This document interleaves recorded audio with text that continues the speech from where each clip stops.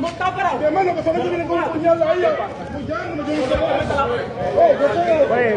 Pero ¿qué es lo que pasa?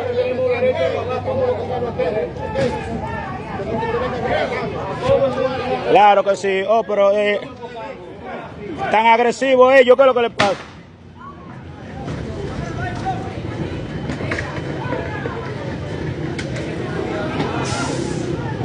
Ah, pues esta gente tan loco, Esa gente tan loco. Claro, claro que sí. Amar a esa gente.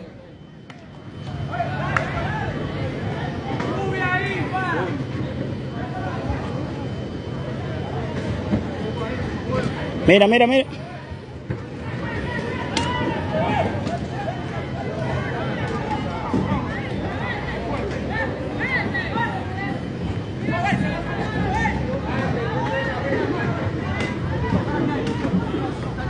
Ve, Wilmer. Atiende ahí. No, es un maltrato eso.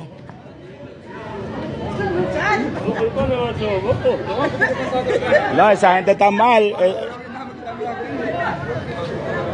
Esa gente está mal ellos. Están mal ellos.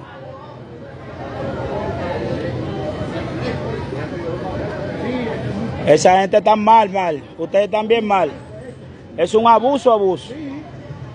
Claro, es un abuso lo que ellos están haciendo. Están abusando.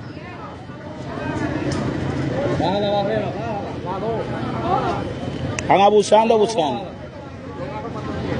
Baja la otra.